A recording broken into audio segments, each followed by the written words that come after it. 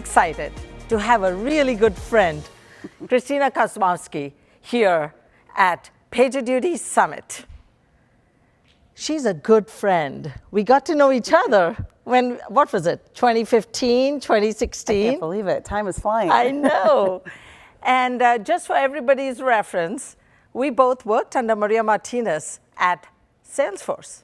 Christina went on to work at Slack in a very critical role as their Chief Customer Officer and is now CEO of Logic Monitor, a leading observability platform that was recently rated, and hear this, #1 in support by TrustRadius and #1 in customer satisfaction by G2. And I also want to share with you, we are super proud that they are PagerDuty customers. In my mind, Christina is a very strong customer-centric executive. And even in the short period of time that she's been CEO at Logic Monitor, she has had huge impact, including hiring some top players in the industry who are customer-focused in reference to hiring them and our good friends, Julie and Alyssa. So it's my pleasure, Christina, to have you join us. Thank you for having me. I'm so excited to be here. We are huge fans of PagerDuty at Logic Monitor, and it has been great to work with you over the years. And so to finally be up on stage chatting about all things customer centricity, I'm thrilled to be here. Fantastic. So should we get started? Let's do it. Okay. So Christina, you have a huge amount of customer centricity, as we talk about, and there is so much that's changed over the last couple of years. The whole digital first, companies are so immensely focused on that. What are you seeing in the market in reference to customer shift? How are our customers' behaviors changing? What are they expecting from us? What are you seeing as the overall shift in the market? And I know you've been around traveling quite a bit. I just saw you present in New York, and I know you've been meeting some of our common customers. Yeah, no, I mean, I've been fortunate for the past 25 years of my career to go all around the globe and speak with CIOs. And it's been interesting over the last couple years, which I'm sure you're seeing as well, is that their hair is increasingly on fire. Obviously, with the pandemic, it's accelerated digital transformation, which has forced every company to become a digital company. And with that has increased the reliance and expectations around the digital performance, rather the uptime, and ensuring that you're able to deliver those services to your customers. Mm-hmm. And then you add the fact that complexity has increased with many companies in a multi-hybrid world, thousands of new applications all coming in, and that's just put increasingly pressure on the CIO and IT departments. You know, I was just reading a survey a couple of days ago that McKinsey held. And they said that basically platforms and customer interactions that are digital through the pandemic, pre-COVID to now, has grown from 41% to 65% in North America. That's crazy. That's an exponential growth. Yeah, it's significant. And customer expectations have changed. Right. They're a lot more demanding. Yeah. You look at our kids, they're so impatient. I know I get impatient. If I need to buy a Tide box, and if I can't buy it in Target, I'll hop over to Costco. But that's not just true for B2C, it's true for B2B as well, in our world of B2B. Yeah, I mean, it's there's no ability for downtime, and it's just not acceptable. It takes, massive things off of productivity, off of customer experience, and that's really how I made the shift into Logic Monitors, because when I was at Slack and working with CIOs, that was always the question they were asking us was, how do we ensure the reliability and the confidence of our uptime? And that is what's critical right now and top of mind for all these CIOs. At PagerDuty, we call it uptime is money. Yes. So I want to lead us to the next question. You have a huge amount of customer centricity with your entire background, as both of us have been CCOs.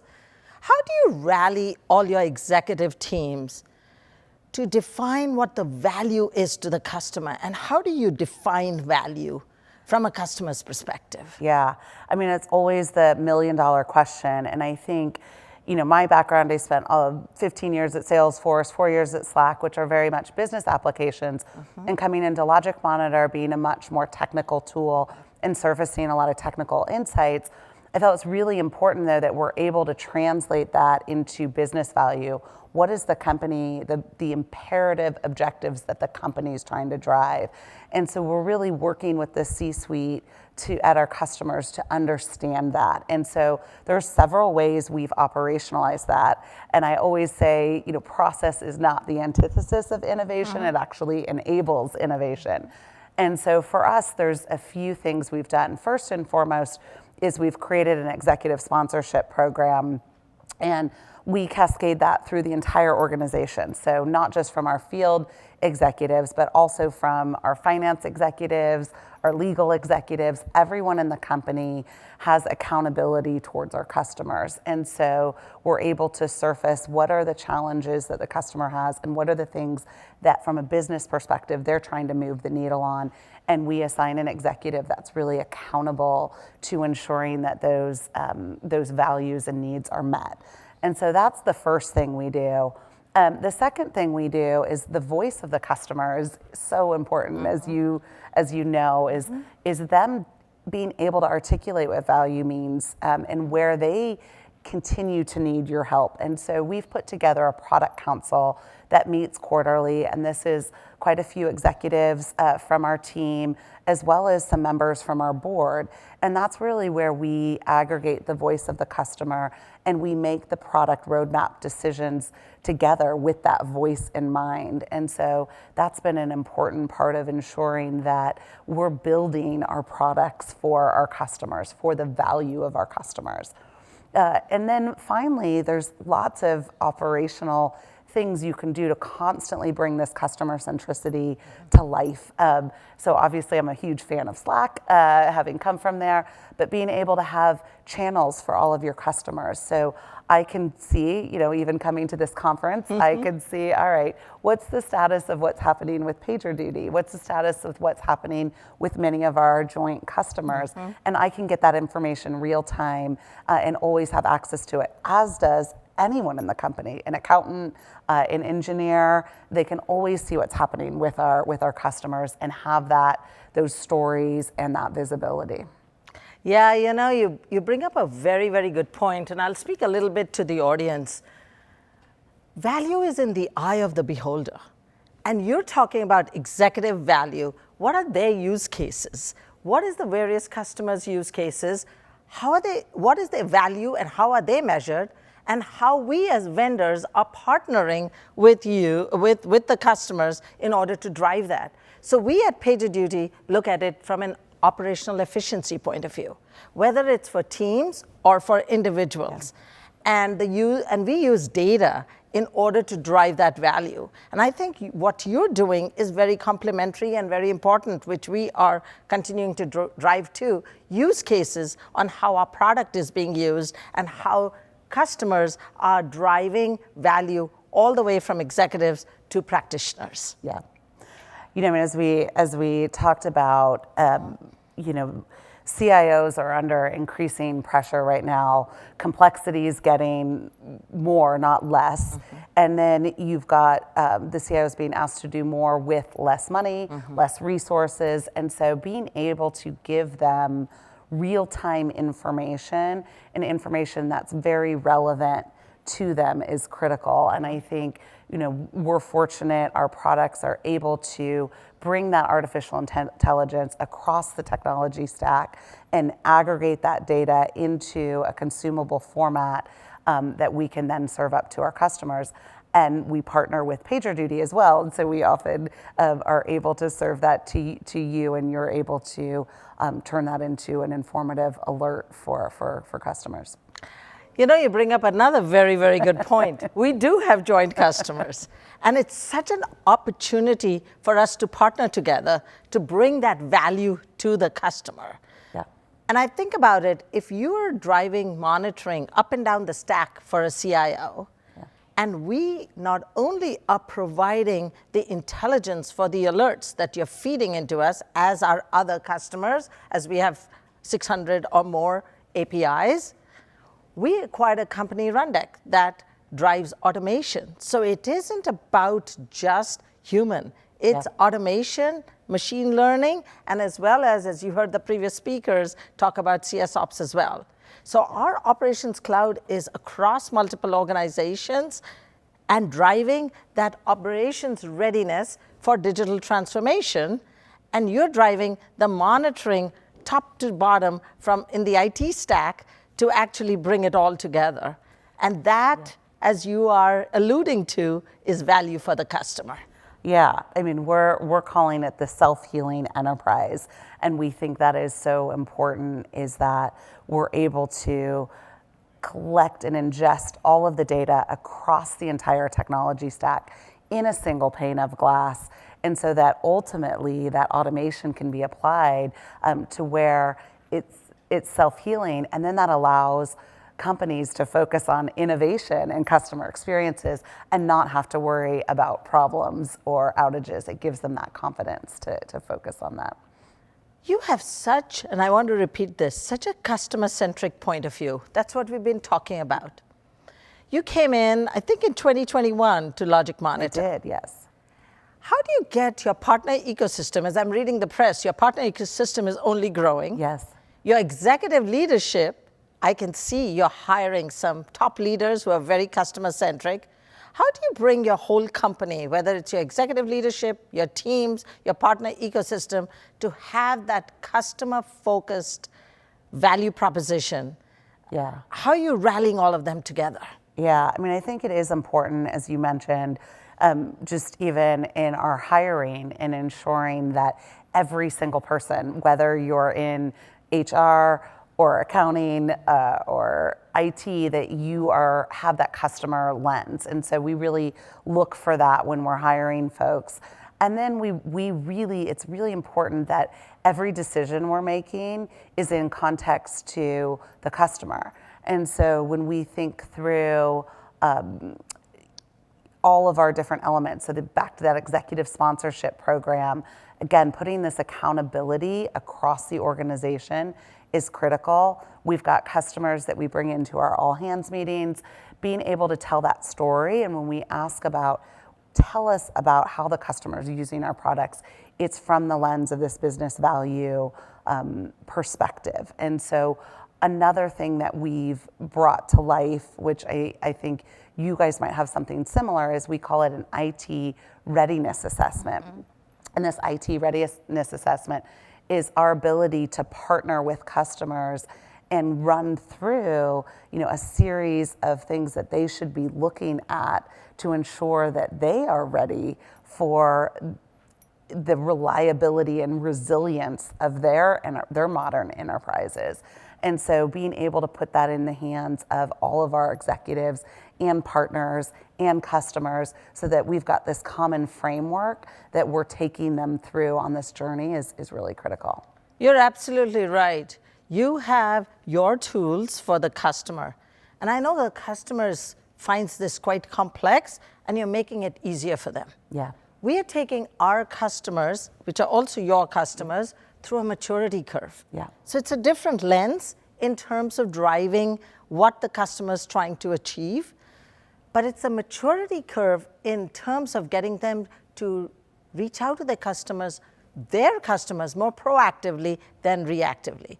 We talk about seconds matter, time is money, but we're also hearing customers talk to us about, we want to find out about a disruption on our digital platform even before our customer finds out. Yeah. So it's about proactive, and we have an entire maturity curve to help customers move from reactive to proactive. And if you've got some tools to help them from a monitoring perspective, it's only complementary. Yeah. You touched on, as we were preparing for this, about a customer that you recently met in the Northeast. And I understand it is one of the top Ivy League schools. Top leading institution. I was in New York last week and having dinner, and we were really focused on that. And one of the things at Logic Monitor, we grew up as gathering infrastructure data, and now we've released our full observability platform. So we bring in the log and network data as well as the application data into a single pane of glass. And so we can aggregate all of that data in a timely fashion, and then we're able to partner with PagerDuty to give the aggregated kind of alerts to those business users at that customer at the leading education institution. Yeah, so it was just great. He was just unprompted talking to me about that. You know, it's amazing how complementary we are. As we started in DevOps, moved into IT, now moving into the CS Ops, because everybody needs the readiness from a customer point of view to drive that. Yes. Tell me a little bit about how are you using data? How are you using data science? You are a SaaS company, we are a SaaS company. Right. How are you using data science in order to deliver the tools, the visibility, the value to the customer? Yeah, I mean, data is getting more complicated, not less complicated. And so one of the concepts that we talk about is the IT data supply chain. And so I think in the pandemic, we all hear about, have been affected by the supply chain in general, but the IT data supply chain is not something that gets discussed as often, and that's a real crux of the challenge. So now you've got data coming in from all environments across the IT stack, and it's getting more complicated. There's more supply, but yet the demand is increasing. The demand to make sense of this data, to have real-time data, to have it all in a single pane of glass, so it's not in those different silos across the different teams, across the different systems. And so being able to aggregate that into the single pane of glass, being able to apply intelligence across that to deliver that real-time information to the right person at the right time is critical. And I understand you also have created dashboards for the executives to look at the entire IT organizations. Yes, it's really important, and it goes to that this is now a C-suite imperative. You know, I heard an analyst talk last week that, you know, a lot of this information wasn't in the boardroom, this conversation. And now, because every company has become a digital company and the reliance on digital uptime, as you said, is increasingly important, this is an imperative that is happening in the C-suite, and we need to be able to provide them the dashboards that they need to see, to really give them the confidence across their stack. What a critical point you just made. We as PagerDuty started in DevOps. We started with practitioners, and practitioners love us. Yeah. And as a result of the complexities which we started with in this conversation, in the beginning of the conversation about the customer experience, the shift changing, digital being first, it's moved to the boardroom. Yeah. It's moved from practitioners over to the boardroom now, because customer experience, as some of our earlier speakers talked about, is about trust. Yeah. And trust is what has a direct impact on the top line of the business. Yeah, it really is. It's one of our number one values at Logic Monitor as well, and it is about the trust and confidence as well, is across the board. Trust in your systems and your reliancy, trust in your partnership with your customers, and trust with each other. So I want to close with the last question. All of us are focused on delivering the right product for our customers. How are you rallying this very customer-focused point of view that you have, and the new executives that you've hired as chief performance officers and chief customer officers, right, both Elisa and as well as Julie, to define your product roadmap? Yeah. How are you, the chief product officer, working across the company with your chief customer officer, chief performance officers, and others, so that the customer intake is really defining your product roadmap? Yeah, I mean, the voice of the customer is critical. And so we've got this product council that spans all of our customers, as well as our key product folks, and we are ensuring that we're delivering value to them. And so our roadmap is taking that into account. We also have a customer advisory board that we use that's really driving the direction of our roadmap. And we deliver it in an iterative fashion, so we're able to get it in the hands of our customers sooner and see where that value is and partner with them. Thank you so much, Christina. What a great conversation. And I'm sure all of you in the audience had a fantastic time listening and learning from Christina and what Logic Monitor is doing. For us, it is such a complementary technology as we move towards Operations Cloud. And I want to wish you huge success, your entire team, and huge success to Logic Monitor. Thank you. Thank you for having me. Thank you again.